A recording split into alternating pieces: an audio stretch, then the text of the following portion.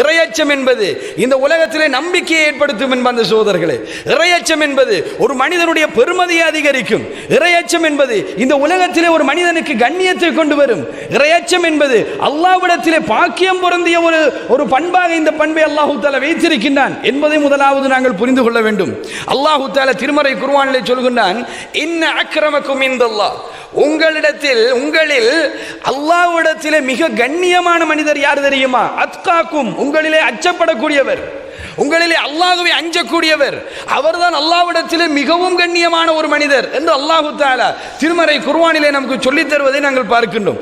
அல்லாஹ் தஆலாவிடத்திலே கண்ணியமான ஒரு பண்பு, மனிதர்களிடத்திலே கண்ணியமான ஒரு பண்பு, அல்லாஹ்வுடைய தூதரிடத்திலே கண்ணியமான பண்பு. அன்பார்ந்த சகோதரர்களே, அல்லாஹ்வுடைய தூதர் ஸல்லல்லாஹு அலைஹி வஸல்லம் அவர்கள் கடைசி காலகட்டத்தில் முஆத் இப்னு ஜபல் ரலியல்லாஹு அன்ஹு அவர்களை யமன் நாட்டில் நினைக்கின்றேன் அந்த பிரதேசத்துக்காக வேண்டி ஒரு பிரச்சாரத்துக்கு அனுப்பி வைக்கின்றார்கள்.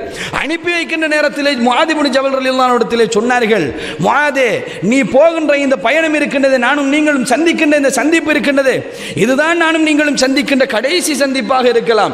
இதற்கு பிறகு நீங்கள் மதீனாவுக்கு வருகின்ற நேரத்தில் என்னுடைய வீட்டையோ அல்லது என்னுடைய கபரையோ நீங்கள் தாண்ட வேண்டிய ஒரு நிலைமை ஏற்படலாம் என்று அல்லாஹ்வுடைய தூதர் சொல்கின்ற நேரத்தில் முஆத் இப்னு ஜபல் ரலியல்லாஹு அன்ஹு அவர்கள் அழுதார்கள்.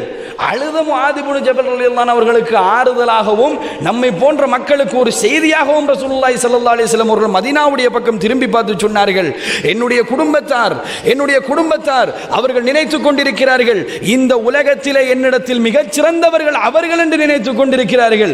ரசூல் ஸல்லல்லாஹு அலைஹி வஸல்லம் அவர்கள் சொன்னார்கள், இல்லை, என்னிடத்தில் சிறந்தவர் யார் இந்த உலகத்திலே இறையச்சத்தில் சிறந்தவராக இருக்கிறாரோ அவர்தான் என்று அல்லாஹ்வுடைய தூதர் சொன்னார்களே.